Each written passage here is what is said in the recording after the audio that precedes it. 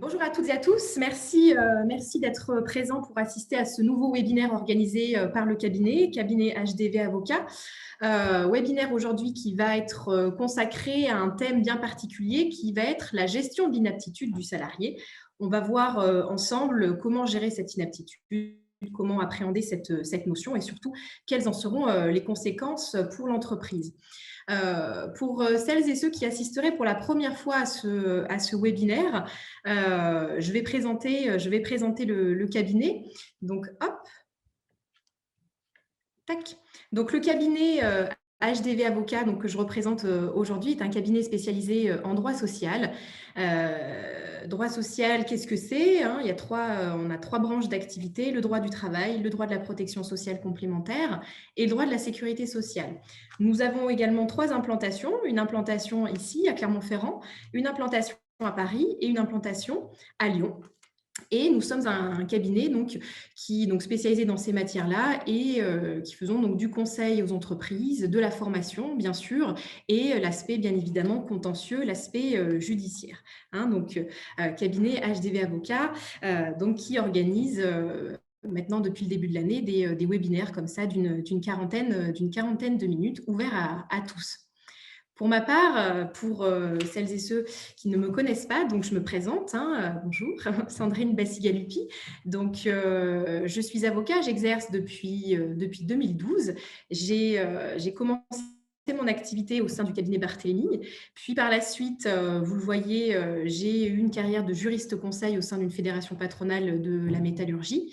Et j'exerce aujourd'hui au sein du cabinet HDV depuis mai 2020 dernier.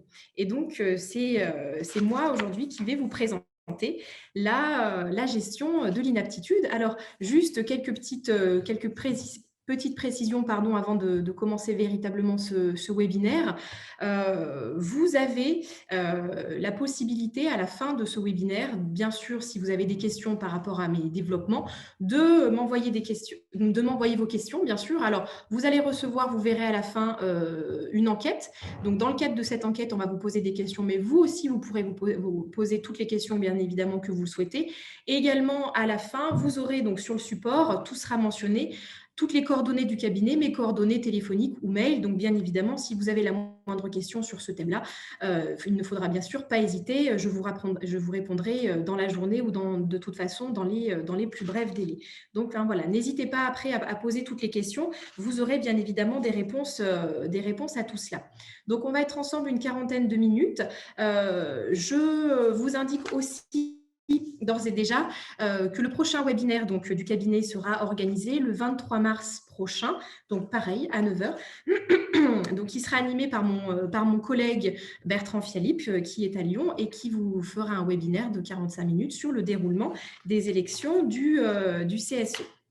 Voilà à peu près pour la présentation générale. Et en tout état de cause, si éventuellement vous avez une difficulté particulière, sachez que tous nos webinaires, et notamment celui-là, seront accessibles en replay via notre site. Donc, sans difficulté, n'hésitez pas à les consulter. C'est en ligne sans souci. Donc, hop, une fois ces présentations terminées, donc nous allons voir ensemble cette gestion de l'inaptitude, comment l'appréhender et comment maîtriser ses conséquences. Alors, nous allons voir 5 grands thèmes ensemble. Donc, le premier thème sera cette déclaration d'inaptitude, bien sûr. Qu'est-ce que c'est que l'inaptitude, sa définition, à quel moment elle peut intervenir et par qui. Nous verrons également quels sont les recours éventuels. Est-ce qu'on a une possibilité de contester un avis d'inaptitude?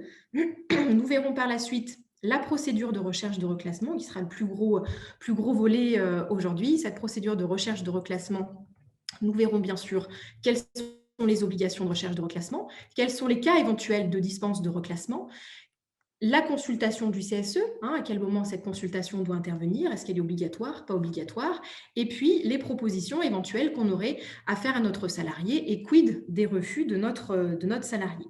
Nous verrons après ensuite un point qui est parfois un peu oublié, qui est la reprise du paiement des salaires. Qu'est-ce que c'est que cette reprise du paiement des salaires et à quel moment celle-ci doit intervenir? Et enfin, nous terminerons par la procédure en tant que telle de licenciement pour inaptitude et impossibilité de reclassement. Donc, on verra cette procédure, les indemnités bien sûr afférentes à la rupture. Et j'en profite tout de suite pour vous dire que la procédure de licenciement sera consacrée véritablement aux salariés non protégés. Les salariés protégés, il y a une procédure bien spécifique particulière. Si vous avez des questions là-dessus, il ne faudra pas hésiter, bien sûr, à la fin à m'interroger sans difficulté, mais on restera sur le salarié qui n'a pas ce statut, ce statut protecteur. Donc voilà le plan qui va se dérouler aujourd'hui s'agissant de cette inaptitude. J'ouvre juste une parenthèse pour vous dire d'ores et déjà que tout le développement qui va être fait aujourd'hui concerne l'inaptitude d'origine professionnelle et bien évidemment l'inaptitude d'origine non professionnelle. Aujourd'hui, et notamment depuis 2017, ces procédures et toutes les démarches à faire sont les mêmes, peu importe que l'on soit face à une inaptitude d'origine professionnelle ou d'une inaptitude d'origine non professionnelle. Donc véritablement, même procédure, même démarche. Les seules peut-être distinctions qu'il y aura entre l'inaptitude d'origine non professionnelle et l'inaptitude d'origine professionnelle concerneront les indemnités de rupture. Mais ça, je vous le rappellerai à la fin de cette présentation quand on en sera à la dernière partie. Donc, on est vraiment sur les mêmes propos, que ce soit l'inaptitude d'origine professionnelle ou l'inaptitude d'origine non professionnelle. Hop, et si vous êtes tous prêts, nous allons pouvoir commencer. Donc, la déclaration d'inaptitude. Cette déclaration d'inaptitude, à quel moment elle arrive et selon quel formalisme? Alors, comme vous le voyez à l'écran, avant tout, qu'est-ce que l'inaptitude? Qu'est-ce que c'est que cette notion? C'est une notion qui est légale, bien sûr. L'inaptitude, c'est quoi? C'est quand le médecin du travail va constater finalement qu'il n'y a plus de possibilité d'aménager le poste de travail du salarié, de l'adapter ou de le transformer. Plus aucune possibilité d'aménagement du poste, de transformation ou d'adaptation du poste de travail du salarié. Et finalement, il y a une nécessité pour le salarié de changer de poste. Et à ce moment-là, effectivement, le médecin du travail va pouvoir constater une inaptitude du salarié à son poste de travail. J'insiste sur cette notion-là, mais j'y reviendrai. Petit suspense, bien sûr. Ça, c'est effectivement la définition légale de l'inaptitude. Quand est-ce que cette inaptitude va pouvoir être déclarée par le médecin du travail? C'est vrai que très souvent, on a tendance à se dire que l'inaptitude intervient après la visite médicale de reprise. Visite médicale de reprise, petite parenthèse, après un délai de 30 jours si c'est un arrêt de travail ordinaire ou accident du travail, après un arrêt pour maladie professionnelle, bien évidemment, sans durée. La visite de reprise doit être organisée dans les 8 jours selon la reprise. Donc, hop, je ferme la petite parenthèse par rapport à cela. Donc, on a tendance à se dire l'inaptitude arrive après la visite médicale de reprise, mais pas que. Elle peut arriver bien sûr après cette visite de reprise, mais elle peut surtout être déclarée après tout examen médical pratiqué par le médecin du travail. Donc, après une visite périodique, une visite d'information et de prévention, une visite à la demande. Véritablement, vous le voyez, en conclusion, cette inaptitude va pouvoir intervenir à tout moment, véritablement après tout examen effectué par le médecin du travail.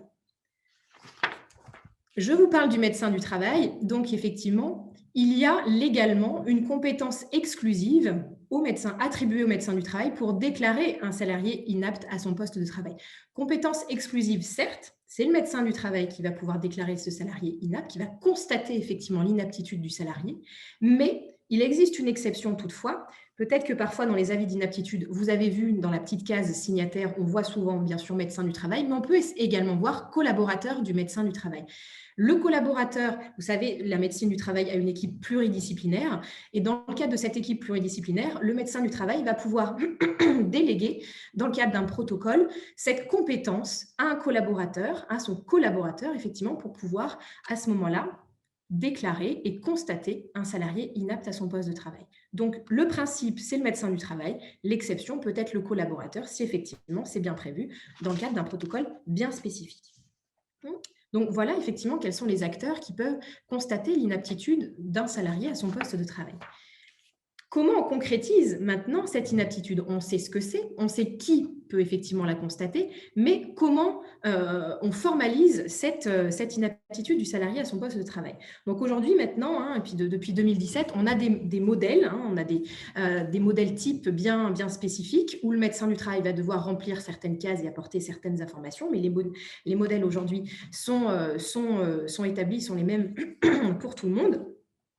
L'inaptitude va pouvoir donc intervenir, va pouvoir être constatée par le médecin du travail après certaines étapes qui sont obligatoires et surtout des étapes qui vont devoir être faites au préalable. C'est-à-dire que ces étapes-là vont devoir être faites effectivement avant que le médecin du travail ne constate l'inaptitude de ce salarié.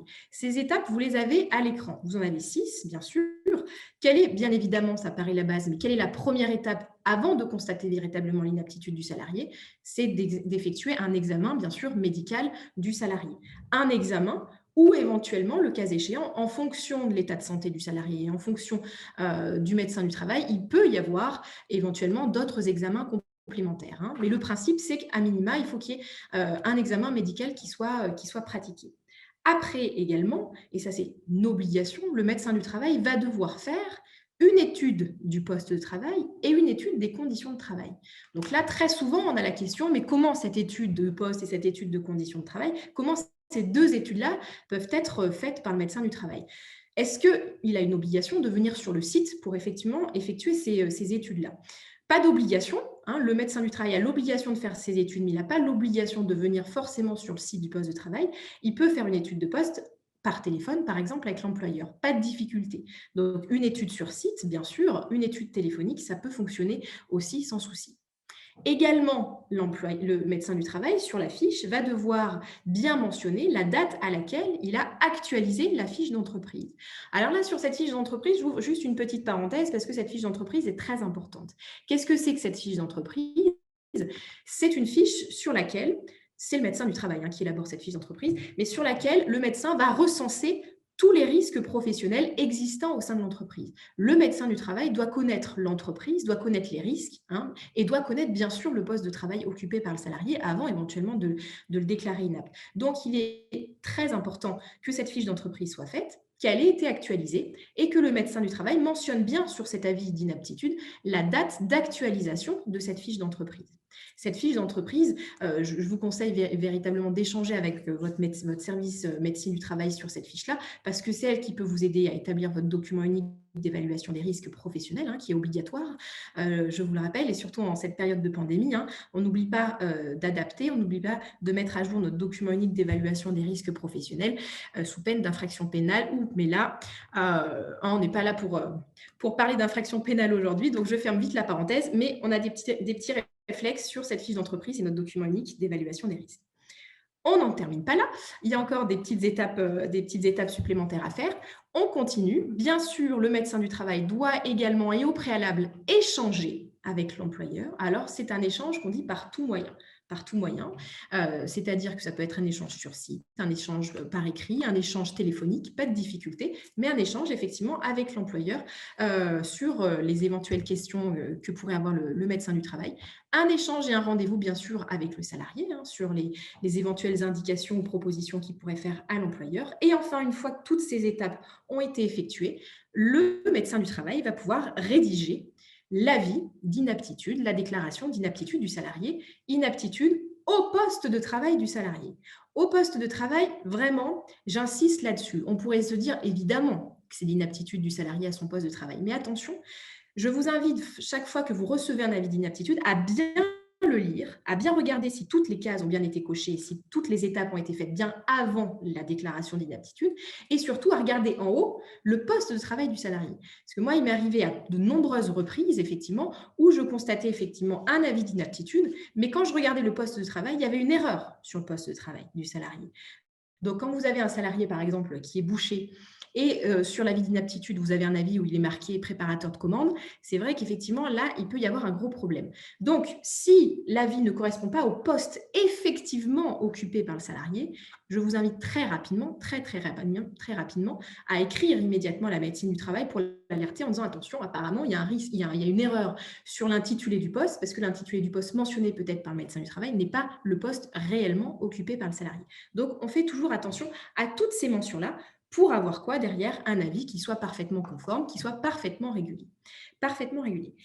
Donc, voilà véritablement la définition de l'inaptitude et la définition effectivement de ce que c'est qu'un avis, comment il doit être établi, par qui et quelles sont ces étapes préalables à mettre en place.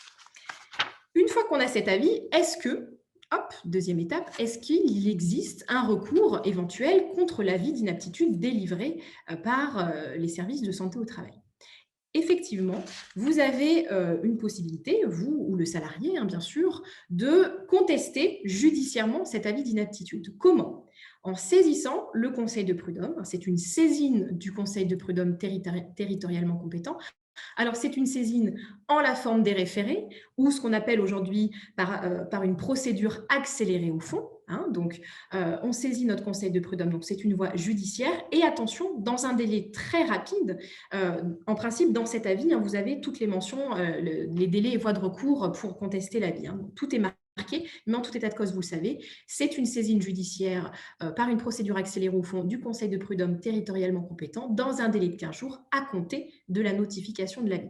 Donc effectivement, si vous souhaitez éventuellement contester cet avis, il faut le faire assez rapidement, hein. Vous avez effectivement ce délai de 15 jours pour saisir le conseil de prud'homme. Attention, sur quoi va porter la contestation judiciaire quand vous saisissez ce conseil de prud'homme? Les contestations vont et ne devront concerner que les avis, les propositions, les indications du médecin du travail, mais qui reposent sur des éléments de nature médicale. Ça, c'est très intéressant. Si vous souhaitez contester cet avis pour une irrégularité de forme, il faudra saisir plutôt au fond, hein. Mais là, véritablement, c'est cette saisine en la forme des référés, cette procédure accélérée au fond, c'est pour contester des éléments de nature, hein, de nature médicale, j'insiste énormément. Donc, dans le cadre de cette audience, le conseil de prud'homme, effectivement, vu qu'on est sur des éléments de nature médicale, va pouvoir, dans le cadre de sa procédure d'instruction, se faire aider et donc désigner un médecin inspecteur territorialement compétent pour l'éclairer dans la décision qu'il sera amené à prendre sur la contestation qui est faite sur cet avis d'inaptitude, hein. Contestation qui peut être faite par l'employeur, qui peut être faite aussi peut-être par le salarié, hein. Donc véritablement contestation et donc le médecin inspecteur va pouvoir aider le conseil de prud'homme éventuellement à rendre une décision. Lorsque la décision sera prise et sera rendue par le conseil de prud'homme, cette décision judiciaire va se substituer à l'avis initial, hein. Donc, c'est véritablement la décision judiciaire après qui va devoir être appliquée et qui va véritablement se substituer à cet avis initial. Donc, soit il y aura une confirmation, soit au contraire, il y aura une modification complètement et cette décision s'appliquera. Attention, dans le cadre de ce litige, le médecin du travail n'est pas partie, hein, au litige. On ne fait pas une action contre la médecine du travail, hein, on conteste l'avis. Le médecin du travail, lui, sera simplement informé de la contestation, mais ne sera jamais partie au litige engagé. Voilà rapidement, bien sûr, sur les recours judiciaires qui existent à l'encontre de cet avis d'inaptitude. Je me permets également d'apporter une précision importante, selon laquelle ce recours-là judiciaire n'est pas suspensif. Ça veut dire quoi qui n'est pas suspensif? Ça veut dire que tout à l'heure, nous verrons, je vous l'ai indiqué, la reprise du paiement des salaires, hein. Lorsque l'on fait ce recours-là, effectivement, ça peut être un recours parfois qui peut être assez long, même si on est sur une procédure plutôt rapide, mais attention, ça ne suspend pas effectivement éventuellement la date butoir pour reprendre le paiement des salaires. Ça, il faut le savoir parce que ce n'est pas sans conséquence non plus. Voilà sur les recours contre l'avis d'inaptitude. Et donc, on arrive vraiment à ce que je vous disais tout à l'heure, au gros bloc de ce webinaire, c'est la procédure de recherche de reclassement. Cette procédure de recherche de reclassement, on va voir différentes catégories. On va voir d'abord l'obligation de recherche de reclassement, bien sûr. Nous verrons par la suite les dispenses de reclassement, parce qu'on sait qu'aujourd'hui, il existe des cas où nous sommes dispensés de rechercher à reclasser. Également, nous verrons la procédure de consultation du CSE et enfin les propositions de reclassement à faire aux salariés, éventuellement les refus ou pas que le salarié pourrait être amené à donner. Donc, sur cette procédure de recherche de reclassement, nous allons commencer par la première rubrique qui est l'obligation de recherche de reclassement. Sur cette obligation de recherche de reclassement, j'insiste, avant véritablement de développer, sur le fait que cette obligation est une obligation de moyens et pas de résultats, hein. Attention, on est dans l'obligation de chercher à reclasser le salarié, on n'est pas dans l'obligation de reclasser impérativement le salarié. Mais il va falloir bien évidemment rechercher à reclasser le salarié sur des postes qui pourraient être disponibles et adaptés aux salariés. Ça, nous allons le voir. Donc, on est sur une obligation de moyens, pas une obligation de résultats. Cette obligation de recherche de reclassement, quand est-ce qu'elle intervient? Elle intervient, bien sûr, après l'élaboration de l'avis d'inaptitude par le salarié, par le médecin du travail, pardon. Donc, une fois qu'on a notre avis d'inaptitude, qui peut être effectué après un examen unique ou éventuellement après 2 examens, hein, espacés de 15 jours grand maximum. Une fois qu'on a cet avis-là, on va pouvoir mettre en place cette recherche de reclassement. Alors, au niveau de la recherche de reclassement, il va falloir se poser plusieurs questions. Quel est le périmètre de cette recherche de reclassement? 2 options, 2 hypothèses. Nous allons les voir. Soit l'entreprise n'appartient pas à un groupe, et donc nous allons voir comment ces recherches de reclassement peuvent être faites. Soit au contraire, deuxième option, l'entreprise appartient à un groupe. Donc là, nous avons 2 périmètres différents de reclassement. Alors, première hypothèse, l'entreprise n'appartient pas à un groupe. Votre entreprise n'appartient pas à un groupe. Les recherches de reclassement vont devoir être effectuées donc au sein de cette entreprise, au sein de l'intégralité de l'entreprise, au sein de l'intégralité de ses sites, au sein de l'intégralité de ses établissements, sur des postes, bien sûr, qui soient disponibles. Alors, petite subtilité introduite par les ordonnances Macron de septembre 2017, l'obligation maintenant de recherche de reclassement est limitée au territoire national, hein. Antérieurement, effectivement, il y avait aussi une obligation, si vous aviez des sites à l'étranger, de consulter ces sites-là. Aujourd'hui, vous pouvez toujours le faire si vous avez des implantations à l'étranger. Il n'en demeure pas moins que ce n'est pas une obligation. L'obligation, aujourd'hui, elle est recentrée véritablement sur le territoire national. Donc voilà les recherches qui doivent être faites au niveau de l'entreprise. Au contraire, si vous avez une entreprise qui appartient à un groupe, là, véritablement, les recherches de reclassement vont devoir être étendues, bien sûr, et elles vont devoir être effectuées au sein des entreprises de ce groupe, hein, auquel appartient l'entreprise. Donc, on cherche effectivement des reclassements au sein de ces entreprises qui appartiennent au groupe, mais ces entreprises là aussi qui sont situées sur le territoire national. Et donc là, c'est une mention légale très importante au sein de ces entreprises dont les organisations, les activité ou le lieu d'exploitation assure ce qu'on appelle la permutation des salariés. Donc là, effectivement, ce sont des notions qui sont très importantes. Ces recherches au niveau du groupe vont être faites au sein des entreprises, hein, de ce groupe, situé au niveau national, et dont les organisations, l'activité ou le lieu d'exploitation permettent cette permutation, cette permutabilité des salariés. C'est une notion très importante. Cette notion de groupe, aujourd'hui, c'est une notion qui s'entend en termes de droit des sociétés, hein. Le Code du travail vient bien nous dire aujourd'hui que le groupe, c'est une entreprise dominante, hein, une entreprise qui contrôle les entreprises filles, bien sûr. C'est véritablement la notion droit des affaires de ce groupe-là. Donc, effectivement, si vous êtes à l'intérieur de ce groupe, il va falloir étendre les recherches de reclassement au sein de ces entreprises qui appartiennent au groupe. D'accord ? On continue également au niveau de ce périmètre de reclassement, parce que bien sûr, donc on a vu le périmètre notamment géographique de recherche de reclassement, mais là, on a notre obligation qui est plutôt une obligation jurisprudentielle, où là, la Cour de cassation est venue nous dire qu'il est possible, dans le cadre de ces recherches de reclassement, d'interroger le salarié pour éventuellement savoir, connaître quels seraient les souhaits du salarié en matière de reclassement, en matière de durée du travail, en matière de rémunération, en matière de périmètre géographique. Il est bien sûr possible de lui demander s'il a des souhaits éventuels. Et il faudra bien sûr tenir compte de la volonté de ce salarié.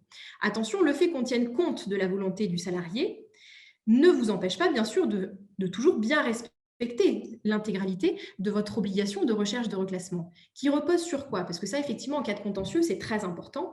Vous avez cette obligation de recherche, mais qui repose, si vous voulez, sur le principe de loyauté. Ce principe de loyauté, ça veut dire quoi? Certes, bien sûr, vous tenez compte de la position du salarié, mais vous devez quand même, bien sûr, faire toutes les recherches de reclassement que vous pouvez faire sur, bien sûr, des postes disponibles. Et cette obligation de loyauté, elle va concerner quoi? Elle va concerner des postes qui seraient compatibles avec l'état de santé du salarié, qui seraient conformes aux préconisations du médecin du travail et qui seraient aussi comparables que possible au poste que le salarié occupait antérieurement. Donc ça, effectivement, il faut faire très attention à ce principe général de loyauté dans les recherches de reclassement, parce qu'en cas de contentieux, souvent, on nous l'invoque, et cette loyauté va devoir être démontrée, hein, va devoir être démontrée par l'employeur pour pouvoir effectivement bien justifier que cette loyauté, que ces recherches ont bien été effectuées sur le fondement de cette loyauté dans la recherche de reclassement, hein. Donc, on fait attention, on vérifie toujours est-ce qu'on est une entreprise qui appartient à un groupe ou pas. Je fais mes recherches loyales, bien sûr. Je tiens compte également de la position du salarié éventuellement s'il a des souhaits particuliers en matière de reclassement. Hop. Au contraire, à côté de cette obligation de recherche de reclassement, on a des cas de dispense de recherche de reclassement. Effectivement, aujourd'hui, et quand vous avez l'avis du médecin du travail, vous allez pouvoir voir sur cet avis des petites mentions. Si effectivement ces mentions-là qu'on va lire tout de suite sont éventuellement cochées, vous allez pouvoir être dispensé de recherche de reclassement pour votre salarié.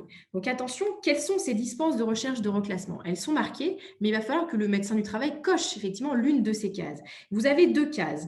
Une selon laquelle tout maintien du salarié dans un emploi serait gravement préjudiciable à sa santé, ou un second cas de dispense qui vient nous dire que l'état de santé du salarié fait obstacle à tout reclassement dans un emploi. Donc, si effectivement l'un de ces cas a été coché par le médecin du travail, c'est une dispense de recherche de reclassement. Attention, c'est une dispense de recherche de reclassement au sein de l'entreprise. Si on revient, comme on l'a dit tout à l'heure, au fait que votre entreprise appartient à un groupe, certes, avec ce cas de dispense de recherche de reclassement, vous êtes dispensé de recherche de reclassement au sein de votre entreprise. Il n'en demeure pas moins que si vous appartenez à un groupe, attention, les dispenses ne valent que pour l'entreprise et non pas pour les entreprises du groupe auquel vous appartenez. Donc ça, c'est très, très, très important. Les dispenses de recherche de reclassement, effectivement, concernent les recherches au sein de l'entreprise. Une question s'est posée, et d'ailleurs se pose encore aujourd'hui actuellement, la question selon laquelle est-ce que lorsque j'ai un cas de dispense de recherche de reclassement, je dois, avant d'enclencher ma procédure éventuelle de licenciement, consulter mon CSE si j'ai un CSE. La question aujourd'hui se pose et aujourd'hui, on est face à un vide juridique, face à un vide législatif, face à un vide jurisprudentiel. Effectivement, on n'a pas une réponse claire et nette, ni légale, ni de la Cour de cassation. Donc, bien sûr, et c'est pour ça que je vous l'ai mis en graille, en jaune et en warning, à cette question-là, est-ce que oui ou non, on consulte notre CSE en cas de dispense de recherche de reclassement? À mon sens, très clairement oui. On n'a pas une décision qui vient nous l'indiquer clairement, mais en tout état de cause, en cas de doute, moi, effectivement, je conseille à toutes les entreprises, même face à un cas de dispense, au préalable, de toujours consulter le CSE. Véritablement, c'est ma position, c'est la position effectivement du cabinet. On ne sait jamais en fonction de l'évolution de la jurisprudence. Il vaut toujours mieux assurer une procédure qui soit bien régulière avec une consultation du CSE, même si on est face à un cas de dispense de recherche de reclassement. Et donc, sans transition, bien sûr, on arrive sur notre fameuse consultation du CSE. La consultation du CSE, quand est-ce qu'elle doit intervenir? La consultation du CSE donc, va intervenir, et attention, là, je vous l'ai rappelé, mais c'est ce que je vous ai dit tout à l'heure en propos introductif, peu importe l'origine de l'inaptitude, qu'on soit en inaptitude d'origine professionnelle, en inaptitude d'origine non professionnelle, la procédure reste la même. Donc, consultation du CSE obligatoire, bien sûr, une fois que le constat d'inaptitude a été effectué par le médecin du travail, bien sûr, donc après ce constat d'inaptitude, mais surtout, et attention, la consultation du CSE doit intervenir avant qu'on ait soumis au salarié la proposition d'un poste de reclassement. Cette consultation se fait avant toute proposition de reclassement au salarié et avant, bien sûr, la mise en place de la procédure de licenciement. Donc attention, on est sur une consultation préalable avant de proposer au salarié l'éventuel poste de reclassement qu'on aurait trouvé et qui soit adapté au salarié. Donc véritablement, on fait attention à cette chronologie. Une question aussi s'était posée sur le fait qu'un employeur qui avait consulté le CSE parce qu'il avait effectivement trouvé aussi un poste de reclassement au salarié, consultation du CSE sans difficulté, proposition au salarié, très bien, mais à la suite de cela, l'employeur trouve un autre poste de reclassement à proposer éventuellement au salarié. Il n'a pas à ce moment-là reconsulté le CSE. Et c'est pour ça que je vous ai mis sur cette slide la position de la Cour de cassation qui vient nous dire qu'on ne peut pas reprocher au salarié de ne pas avoir consulté une seconde fois le CSE. Attention, on ne reproche pas de ne pas avoir consulté une seconde fois le CSE, donc ça veut dire quoi? Ça veut dire que bien évidemment, on consulte obligatoirement et au préalable notre CSE si effectivement, avant de proposer tout poste de reclassement aux salariés. Donc, consultation impérative du CSE. Consultation impérative du CSE, ça veut dire quoi?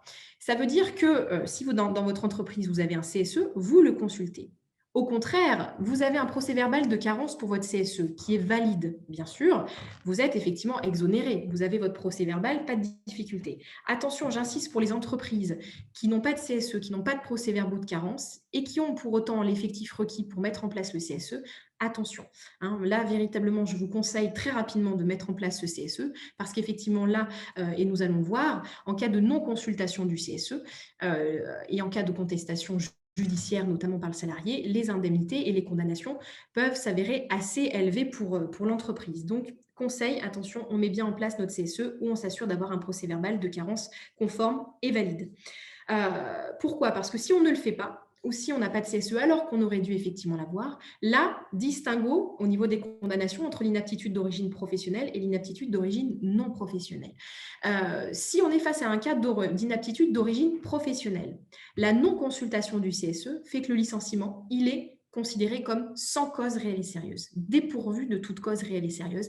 Et surtout, la condamnation financière, c'est une condamnation qui est à minima pour le salarié égale à 6 mois de salaire. C'est un minimum. Il aura toujours droit, si on n'a pas consulté notre CSE, à une indemnité minimale de 6 mois de salaire. Donc, c'est quand même pas négligeable et il faut véritablement prendre ce risque en considération. Également, si on est face à une inaptitude d'origine non professionnelle, pareil, le licenciement sera également considéré comme sans cause réelle et sérieuse. Attention au niveau de la condamnation à des dommages et intérêts. On n'a pas effectivement cette indemnité minimale de 6 mois. Il n'en demeure pas moins que ce seront les indemnités de droit commun. Donc, pour l'instant, le barème Macron qui va s'appliquer en fonction de l'effectif, en fonction de l'ancienneté du salarié. Je me permets d'ouvrir une petite parenthèse sur ce barème Macron, où peut-être que vous l'avez vu, il n'en demeure pas moins que la Cour de cassation est venue indiquer effectivement qu'elle se prononcerait sur la validité de ce barème Macron par rapport aux normes supranationales après les élections présidentielles. Donc en principe, à partir du mois de mai, on devrait avoir la position de la Cour de cassation et donc qui mettrait un fin à tout suspense aujourd'hui et à toute insécurité juridique, notamment par rapport à ce barème-là. Hop, je ferme la petite parenthèse. Par rapport à cela, on reste dans un suspense complètement insoutenable. Également, et là, bon, les propos un petit peu plus durs de ma part, si on ne consulte pas notre CSE, bien sûr, on a vu le volet civil, mais il y a un volet pénal aussi par rapport à cette non-consultation qui est un délit d'entrave, hein, bien évidemment. Si le CSE n'est pas consulté, cela constitue un délit d'entrave au fonctionnement, bien évidemment, du CSE. Et enfin, dernière indication que je voulais vous indiquer par rapport à cette consultation du CSE, bien évidemment, cette consultation du CSE va se faire même si l'employeur n'a pas de proposition à soumettre au salarié, hein. C'est une consultation, bien sûr, préalable sur les recherches de reclassement, sur les éventuelles propositions, mais même si on n'a pas de proposition à formuler au salarié, on est dans l'obligation, bien évidemment, de consulter notre CSE. On lui donnera tous les documents nécessaires, l'avis d'inaptitude, et on lui donnera tous les documents prouvant toutes les démarches effectivement que l'on a fait au préalable avant d'engager une procédure de proposition et éventuellement une procédure de licenciement. Hein, voilà véritablement sur la consultation du CSE. Donc, faites attention, hein, on regarde bien notre CSE en place, notre procès-verbal de carence, ou attention, hein, si on n'a toujours pas mis en place notre CSE, vigilance, vigilance, vigilance par rapport à ces risques de condamnation. On est maintenant sur un autre volet, sur nos propositions de reclassement. Donc, ces propositions de reclassement, si on en a, on va bien sûr les faire aux salariés. Là aussi, selon une certaine chronologie, on va proposer notre poste de reclassement aux salariés après, hein, comme on vient de le voir, après la consultation du CSE, s'il existe bien évidemment. Après cette consultation et cette proposition, on se rappelle et on a en réflexe notre principe de loyauté, hein. On est toujours on respecte la loyauté dans ces recherches de reclassement. Ça veut dire qu'effectivement, si on a un poste de reclassement à proposer aux salariés, il doit être conforme, il doit être compatible aux conclusions du médecin du travail, aux préconisations du médecin du travail, bien sûr.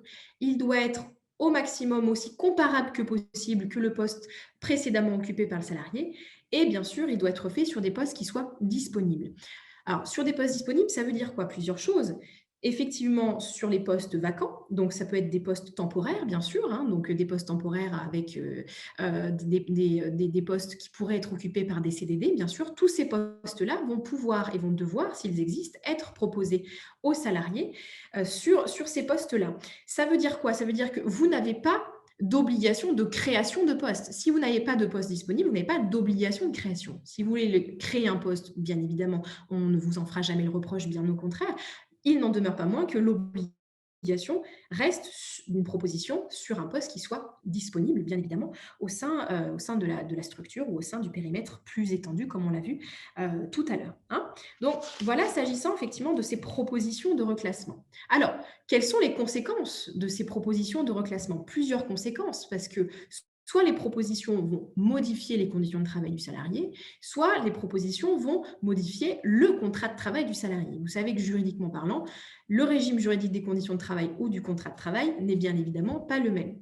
Donc, si ma proposition de reclassement ne modifie pas le contrat de travail, donc entraîne simplement un changement des conditions de travail du salarié, qu'est-ce qu'on va devoir faire? L'employeur va devoir bien sûr informer par écrit le salarié, hein, attention, on se préconise toujours la preuve, une information écrite au salarié du poste effectivement de reclassement et on va laisser bien sûr un certain délai de prévenance laissé au salarié avant la mise en application de ce changement. Hein. On ne lui demande pas effectivement son accord, on est sur une modification des conditions de travail, on l'informe par écrit, on lui laisse un certain temps avant l'application concrète de ces nouvelles mesures. Au contraire, si on est sur une proposition qui va, elle, modifier le contrat de travail du salarié, là, on ne va pas simplement se contenter de l'informer par écrit, on va bien sûr lui proposer un avenant à son contrat de travail, hein, un avenant qui soit écrit, bien sûr, mais qui soit détaillé, hein, le plus précis possible pour que le salarié puisse donner un avis éclairé sur cette proposition, que ça soit un oui ou que ça soit un non, mais effectivement qu'il puisse effectivement réfléchir loyalement sur cette proposition qui lui est faite. Alors, la question, c'est est-ce qu'on doit lui laisser un temps minimum pour accepter ou refuser cette proposition de reclassement? Alors, légalement, il n'y a pas de délai impératif à respecter. Donc, on nous dit, bien sûr, quand on n'a pas de délai impératif, que c'est un délai raisonnable de réflexion. Très bien, délai raisonnable. Attention, si vous avez éventuellement des dispositions conventionnelles qui, elles, prévoient ou prévoiraient un certain délai, il faudra bien évidemment se calquer sur les dispositions conventionnelles. À défaut de dispositions conventionnelles spécifiques, on est sur un délai de prévenance raisonnable. Hein, donc, ce n'est pas du jour au lendemain, bien évidemment. Voilà par rapport à ces propositions qui doivent être faites aux salariés. Et donc, le salarié, il a plusieurs possibilités, bien sûr. Soit il accepte la proposition de reclassement, très bien, soit au contraire, il refuse. C'est un droit. Le salarié est effectivement en droit de refuser. Donc, est-ce qu'il va pouvoir être licencié pour refus d'accepter le poste de reclassement? Non. Hein. Le refus est effectivement un droit pour le salarié. Donc, effectivement, en cas de refus, vous, employeur, vous serez dans l'impossibilité de reclasser le salarié. Et donc, à ce moment-là, vous pourrez enclencher la procédure de licenciement pour inaptitude et impossibilité de reclassement. On ne pourra pas reprocher au salarié son refus. Attention, petite subtilité sur ce refus-là, lorsqu'on est dans un cadre d'une inaptitude d'origine professionnelle. La petite subtilité par rapport à l'inaptitude d'origine professionnelle. Nous le verrons tout à l'heure, l'inaptitude d'origine professionnelle, quand il y a un licenciement, le salarié va pouvoir avoir une indemnité spéciale, égale au doublement de l'indemnité légale de licenciement. En revanche, si on propose un poste au reclassement, un poste qui soit tout à fait légitime, qui soit tout à fait approprié à son état de santé, approprié aux conclusions du médecin du travail et véritablement conforme conforme à ses capacités, conforme à toutes les indications qui sont données, et que le salarié refuse. Si ce refus n'est pas légitime, si son refus n'est pas véritablement motivé par des raisons légitimes, effectivement, c'est ce qu'on appelle un refus abusif, selon la Cour de cassation, et ce refus abusif va priver le salarié licencié pour une inaptitude d'origine professionnelle de ce doublement de l'indemnité légale. Bien sûr, il aura toujours droit aux indemnités de rupture, aux indemnités de licenciement, mais ce doublement-là, en cas de refus abusif, effectivement, la Cour de cassation vient nous dire que le salarié en serait privé. Donc, refus bien évidemment possible. Attention, est-ce un refus légitime ou pas? Importance quand on est face à une inaptitude d'origine professionnelle. Hein. Voilà, s'agissant du refus du salarié éventuel. On continue ce webinaire sur la gestion de l'inaptitude et là, on en est à la partie de la reprise du paiement des salaires. Reprise du paiement des salaires, alors qui est parfois un petit peu oubliée, mais en tout état de cause, celle-ci a son importance et une importance particulière. Pourquoi? Parce qu'effectivement, cette reprise du paiement des salaires, ce qu'il faut savoir, c'est quelle a été la philosophie en fait du législateur de mettre en place une reprise de paiement des salaires. En fait, à la base, le législateur a été confronté à un constat selon lequel certains employeurs, lorsque les salariés étaient déclarés inaptes, ne faisaient rien. Donc le salarié était inapte, il ne pouvait pas travailler, il ne pouvait plus continuer de travailler, et en tout état de cause, il n'était pas licencié. Donc on était dans une situation un peu particulière où le salarié était bloqué, et donc le législateur, face à ces comportements un peu abusifs, est venu mettre en place cette reprise du paiement des salaires qui est maintenant une obligation légale. Qui nous dit quoi? En fait, à partir du moment où le salarié va être déclaré inapte, dans le mois qui suit ce constat d'inaptitude, si le salarié n'est pas licencié ou s'il n'est pas reclassé, l'entreprise va devoir reprendre le paiement des salaires. Attention, la procédure ne sera pas ici, bien sûr, c'est une simple reprise du paiement des salaires. Donc, dans le mois, ça veut dire quoi? Mon salarié est déclaré inapte le 15 avril. Au 15 mai, effectivement, si on se rend compte qu'il n'y a ni licenciement ni reclassement, le 16 mai, un mois après, effectivement, je reprends mon paiement des salaires.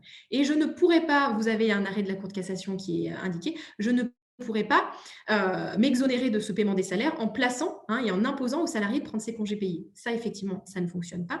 Et cette reprise du paiement des salaires va devoir être effectuée jusqu'à la date de première présentation du licenciement. Attention, jusqu'à la date de présentation du licenciement. Cette reprise du paiement des salaires concerne l'intégralité de la rémunération, donc toute la rémunération que le salarié percevait avant la suspension du contrat de travail. Et on ne doit pas déduire les éventuelles prestations de sécurité sociale ou de prévoyance qui seraient peut-être perçues par le salarié.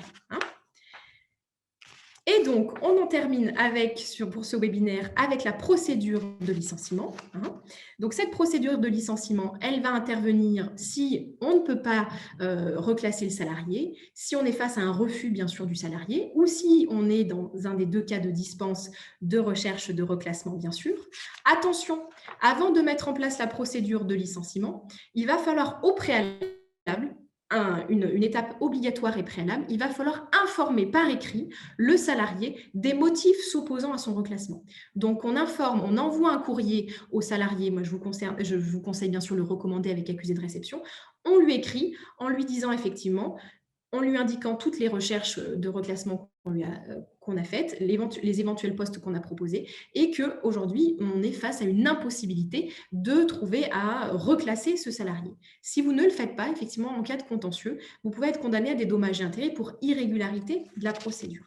Donc, on n'oublie pas cette étape préalable d'information par écrit du salarié des motifs s'opposant à son reclassement.